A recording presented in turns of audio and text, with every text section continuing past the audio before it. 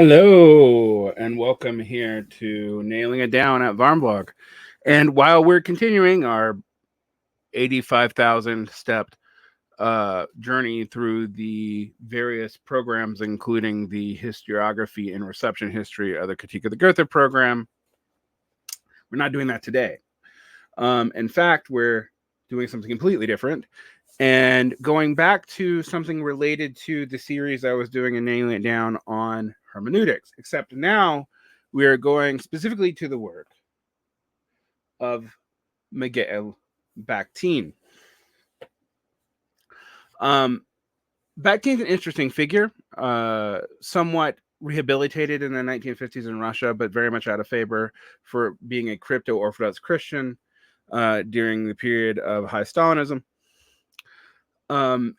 He is a theorist and philosopher of language, semiotics, and a writer of the novel. His education is eclectic. He inspired work in Marxism, so he's relevant, even though he has a critique, for example, of dialectics, although we're not going to get into that today, and semiotics and structuralism, and in linguistic and social anthropology and linguistic sociology. So Bakhtin rears his head in a lot of different areas. Mikhail Bakhtin was born in November of 1895 in Oryol in the Russian Empire, and he died at age 79 in March of 1975, spanning almost 2 centuries, in Moscow in the Soviet Union. He was educated at Odessa University and later on at Petrograd Imperial University. And he was rehabilitated in the Soviet Union in the 1950s, as I said, but also became popular in the West in literary studies and in cultural linguistics and in anthropological linguistics in the 80s and 90s. His reception history in the United States is somewhat strange. His lately translated book on Rabelais and his book on Dostoevsky largely define the way he's used in the West, as well as this book here, The Dialogical Imagination. But in some ways, those are misleading texts because they're written at different periods of his life. He completed his studies in 1918, as we can tell, so he became of age during the Russian Revolution. He worked as a school teacher for 2 years, where he also formed the Bakhtin Circle, which had a bunch of different intellectuals in it that discussed literature, politics, German philosophy, and religion. This included Valentin Voloshinov, P.N. Medvedev,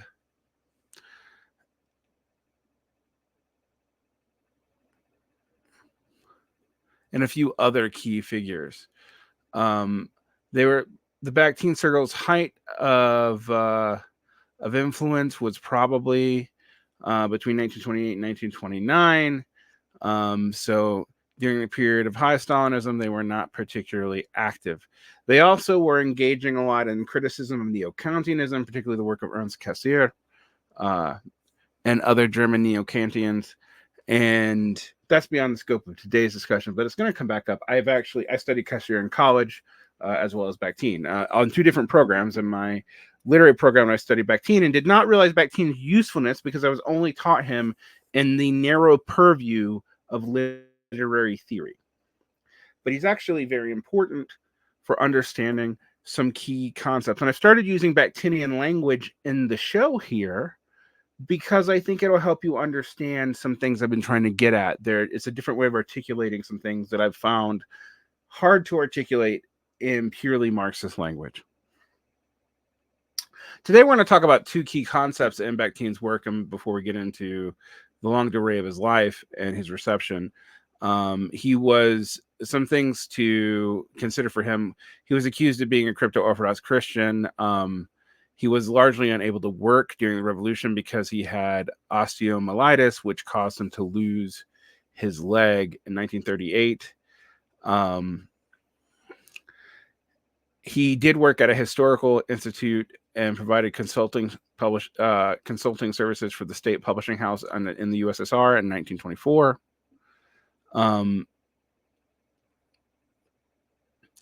But ended up really not being able to do much. He was rounded up in a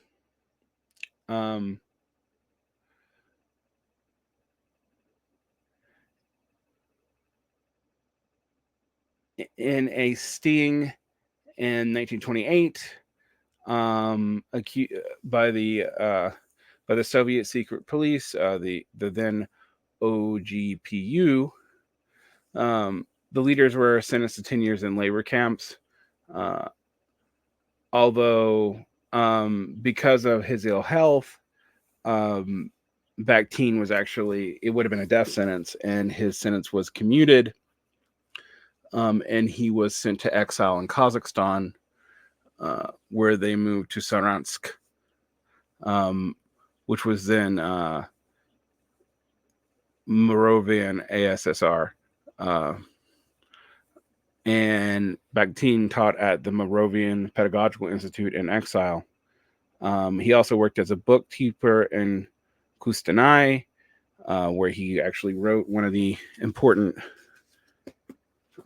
essays for our concepts today. During this period, he was writing during the war, and actually some of these manuscripts were thought lost because Germany invaded in 1941. After the amputation of his leg, though, he actually got better, not worse, and he wrote more. In 1940, all the way through World War II, he lived in Moscow, where he submitted his dissertation on Rabelais to the Gorky Institute of World Literature to attain his postgraduate title, kind of moving from philosophy to literary studies. Although he didn't defend his dissertation until the war ended.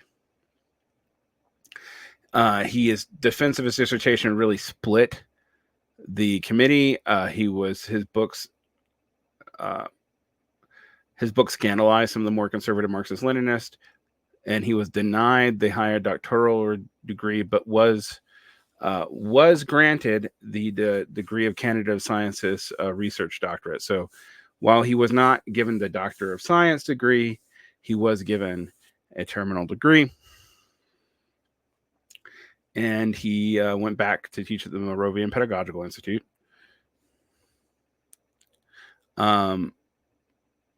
While he was somewhat rehabilitated in the 1950s, partly when the institute changed from a teacher's college to a full university, and Bakhtin became the head of a department of Russian and world literature in 1957. But his health forced him to retire in 1961.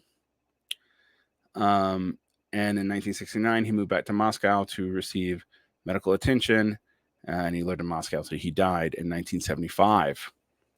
While he was somewhat rehabilitated in the 1950s, like I said, he really gained influence after his death. His work was particularly popularized in the West in the 1980s and 1990s. And it's been highly influential on, like I said, anthropological linguistics, sociological linguistics, etc. Now, I'm going to be reading today a little bit from the glossary compiled by the scholars Michael Holquist and Caryl Emerson. Caryl Emerson is probably my favorite Bakhtin scholar. I have several of her books on him. To get into some of these concepts. First off, we're dealing with two concepts that are emerging around novels. While this work is somewhat uncharacteristic of Bakhtin, his most famous two works in English are his work on Dostoevsky and his work on Rabelais. And Rabelais was probably the first book translated into English, but also his work on Dostoevsky, which gives us the concept of polyphony as a literary concept. Polyphony is a feature of narrative where simultaneous points of views and voices are all stated at once. Bakhtin's primary example of polyphony was Fyodor Dostoevsky's short stories.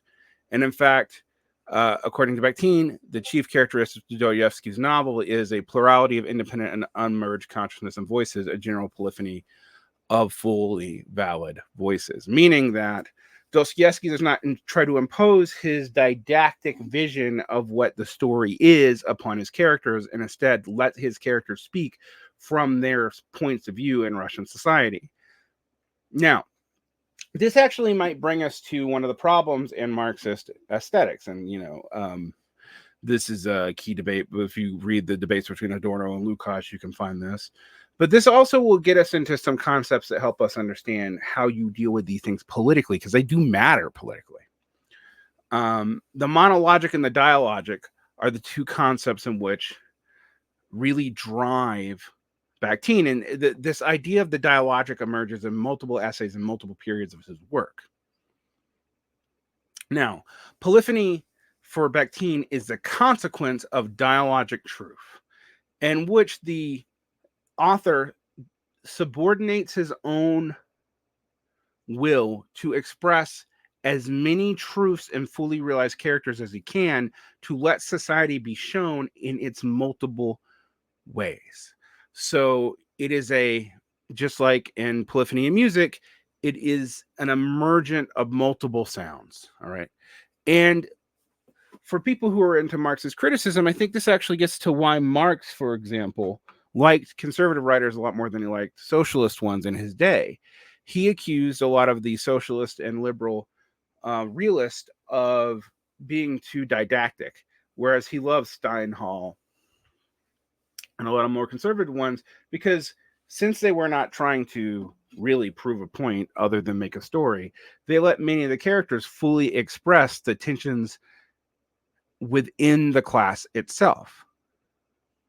So, in the debates around like avant-garde literature or socialist realism, say Adorno versus Lukács, what you have here is a kind of different view, and that the didactic nature of most leftist writers, given that they are leftist writers who have a point of the future of social change, often they are monologic and conservatively monologic in their view of narrative, meaning that they try to impose a singular vision on multiple characters in a way that is fundamentally dishonest. The monologic conception of truth, according to Bakhtin, is that the truth or falsehood of thoughts, assertions, positions exist independently of the person who utters it and their context. So the monologic truth tries to be disembodied. It tries to present itself as no man's thought, but something that exists, an object in reality. Right. The truth of the proposition is determined solely by reference to its accuracy or inaccuracy relative to its object, which is static and unmoving. As such, it doesn't matter who says it. It's always true. Now, this is also against standpoint epistemology and stuff like that. But Bakhtin, I think, gets you out of some of the problems that you see in standpoint epistemology from later uses of Lukács, etc. It is as an abstraction that has the same relationship to truth regardless of who utters it. 2 plus 2 equals 4 is a monologic proposition. Now, we can see here that there's nothing inherently wrong with the monologic when you're just presenting an abstract truth.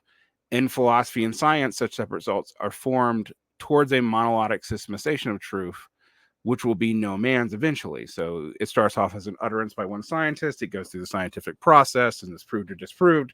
And then it belongs way beyond the purview of the initial scientist. But, such a system is produced collectively, but it is expressed and comprehended as a singular statement, as a singular consciousness. So one of the things that bothered Bakhtin was attempts in literature to impose a monologic view on something that shouldn't be. All right. The advocate of such a system has only the principle of cognitive individuation, error. True judgments are not attached to the personality, but correspond to some unified, systemically monologic content. Only error individualizes. And that is from Bakhtin himself. The Problems of Dostoevsky's Poetics. Now, so we have polyphony. Now, what is dialogic polyphony? Well, dialogic polyphony actually presents not the aggregate removed from its context and abstractified, but its real multiplicity of consciousnesses. All right. They cannot be contained by a singular conscience. And so they come into existence as a point of contact between many different people. And intrinsically are full of event potential, meaning there's so much interaction that it can create something new. All right. Bakhtin's criticism of the monologic conception of truth is that it abstracts and effaces the eventness of an event. Everything that about an event that makes it unique, unfinalizable, and full of unrealized potential is tried to be removed and made eternal, removed from the specific, stripped of its flesh, and pushed out there. Now, Bakhtin would never say that it's always inappropriate to act monologically. It's always inappropriate to act monologically in a social question, because social questions are inherently complex. All right. So this is the dialogue as truth. Now, we can see the problems with this if you think about the way like Habermas and co. use discourse analysis later on, or this might sound like the Arendtian discourse view of society. But that's not really what Bakhtin is getting at here. In fact, he's getting at something called the voice idea. Voices are emerged. They cannot be contained within a single consciousness. So their separateness is essential to the dialogue, even when they agree. So they do so in different perspectives and different senses of the world, says Bakhtin in his essay on Dostoevsky. Now, this is also consistent with another thing that we can learn from Bakhtin, which is an earlier concept. His essay on Dostoevsky I was translated into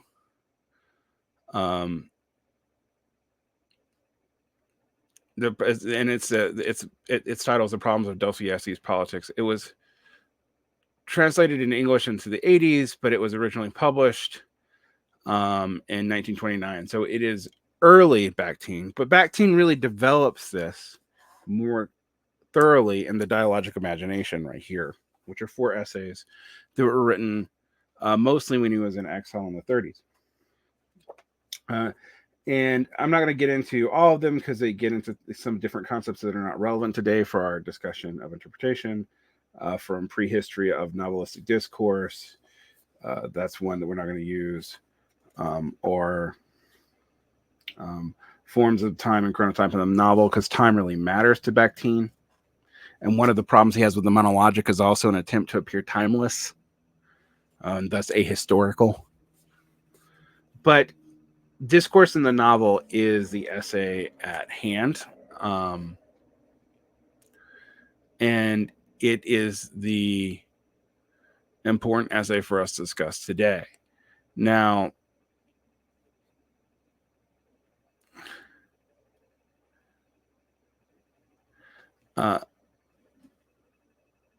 this gives us this further worked out idea of heteroglossia. Now, for Bakhtin, and I'm here pulling from the glossary here on what a language is. So this is going to help you understand. So I'm just reading from the back language. Bakhtin seems to endorse the broad definition of language offered by Jurij Lotman in the structure of artistic text. Any communication system employing signs that are ordered in a particular manner is a language. Within this in mind, Bakhtin differentiates between alien, other, and others languages, a language that is not one's own, that is not comprehensible, a social language, which is a discourse to a particular specific stratum of society, say a class, but not just a class, a profession, an age group, a discourse pattern within a given social system at a specific given time. And national language, which is traditional linguistic unities with their coherent grammatical and semantic systems, such as English, Russian, and French.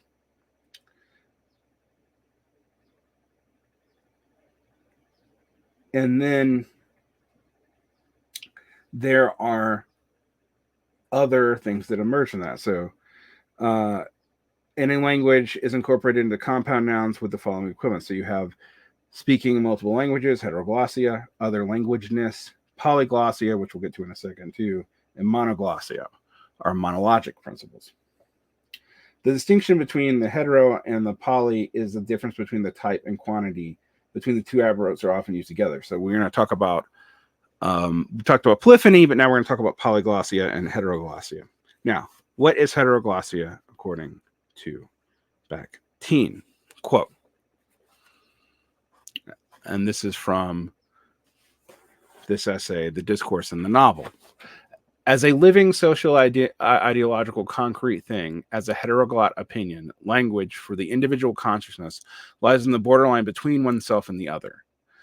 The word and language is half someone else's. It becomes one's own when one speaker populates it with one's own intentions, his own accent, when he appropriates the word, adapting it to his own semantic and expressive intention. Prior to this moment of appropriation, the word does not exist in a neutral and impersonal language. It is not, after all, out of the dictionary that the speaker gets his words, but rather exists in other people's mouths and other people's contexts, serving other people's intentions. Language is not a neutral medium, but it passes freely and easily into a private property of the speaker's intentions. It is populated, overpopulated, with the intentions of others. Expropriating it, forcing it to submit someone's own intentions and accents is a difficult and complicated process. That ambiguity in language is a social creation of which you are not the sole creator. You are not expressing your own individual truth in language, because your own individual truth in language without its social component is not expressible. That means that any language utterance has multiple registers, which you intend and the other intentions that come along with it. The things that you cannot control, the prior voices, the voices of the dead, the hauntology in the word, the social contradictions, all this is there as a heteroglot phenomenon, differences in language. Now, according to Holquist and Emerson, then, what is heteroglossia? And this is from the glossary in the back of this. The base condition governing the operation of meaning in any utterance. It is that which ensures the primacy of context over text. At any given time, in any given place, there will be a set of conditions, social, historical, meteorological, physiological, that will ensure that a word ordered in that place and at that time will have a meaning different than it would have had in any other conditions.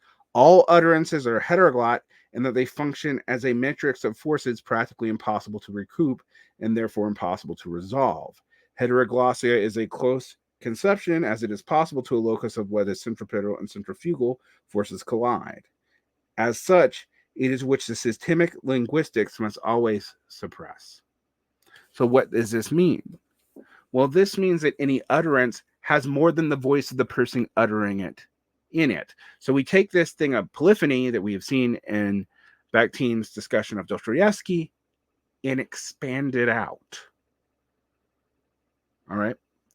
To the way languages emerge. You are speaking nested languages, your social language, your national language with its dictums and formal rules, your individual language, which can never be private, because if it was private, a la Wittgenstein, there's no such thing as a private language, right? Unless you yourself are a society, in which case it's still not private. To take a Wittgensteinian point that Bakhtin would probably agree with. This leads us to polyglossia. And again, from the glossary of the Dialogic Imagination. The simultaneous presence of two or more national languages interacting with a singular cultural system. Bakhtin's two historical models are ancient Rome and the Renaissance. So what does this mean? Well, the way that multiple languages can inform an utterance, multiple national languages, so like French and English, But then we think about the way different social systems can form a language. We can talk about this in this intersectional way, although I don't like that. That's from critical legal theories. It's not entirely relevant here. But the way in which the languages you speak, the codes you speak, and multiple ideas and places as a man, as a working class person, as a woman, as a person from the subculture, as a Chicana, as a black Southerner in 1970. Like all these things, like not just identities in the broad sense in the way we use them in liberal discourse today, like black and white, qualia or whatever, in this deeper sense of the specific utterance at the specific time means that your utterance carries in it things that it doesn't intend. Because truly making a word monologic is an act of will that is very hard to do since you didn't come up with the word. Now, when we apply this to hermeneutics or Marxism, you can see why I'm always telling people be conceptually nominalistic. I don't love that nominalism the more I think about it. This is a metaphor I'm using from medieval nominalism, which implies that there's an unmediated wheel and that mediation is arbitrary. Mediation is not arbitrary, but is also the direct will is not possible to be known. In that sense, Kant had a point. One of the few points Kant had that's legitimate. And so we have to ask ourselves, what are we doing here with this utterance? How do we deal with all the implications of this utterance? Is the obvious ideological or didactic point of a word or phrase, but what's hidden in it? What other things are coming out that the author didn't intend? What different voices? Because it's very hard to be truly monologic. Most things are dialogic, even if you have a monologic intention for Bakhtin. So when we talk about Marxism, we should also talk about the implications of an utterance leading to multiple justified interpretations. This makes Marxists uncomfortable because they do want a monologic science. But when I say this word used in this way can lead to all these interpretations legitimately, and there's not a true one there, except for the specific utterance at the specific time Marx made it, that is what I mean. So this adds an additional complication to all the other hermeneutic considerations we have been talking about when interpreting text. And most of the stuff you guys get for free online doesn't touch any of this. I hope this is helpful to you. We're going to be coming back to Bakhtin a lot for conceptual clarifications, and you'll find that it's probably changing a lot of my references to Bakhtinian references are going to sound weird for you for a while, but it's going to help you get at, I think, what I've been trying to get across to you for a long time. Now, we're also going to still continue going through the programs and their histories, but there's a reason why I think these contexts and these contradictions and these reception histories for things like these historical programs matter, is these programs themselves are heteroglossic documents. While they try to present a unified program and a unified vision, and it creates the possibility for political unity. I completely agree with that. They do not emerge from political unity. Political unity is not what creates them. In fact, they are attempts to create political unity from disunity, from the realities, in the case of socialist politics, of the divergent and tensions within the class itself and those who see themselves with the future in that class. I hope this makes things clear to you. We'll be coming back to it, but we're also going to be going back into this now, the secondary literature and some primary literature from the 1950s on the critique of the Goethe program and a little bit on State and Revolution, which were kind of neglected text for a while. Even the critique of the Goethe program is where the Soviet, even in the high Stalinist period, Constitution got a lot of its frameworks from. It wasn't discussed much explicitly. I went through the discussions of critique of the Goethe program and of State and Revolution, and I find a lot in like of State and Revolution and Bukharin and some in Trotsky. By and large, I don't see a lot of that after those later on, and it becomes important again in the 1950s in the West, and the 1960s and 70s in China. All right, so we'll be back to talk about those instances in the future. Thank you. Subscribe and protect your peace. Take care.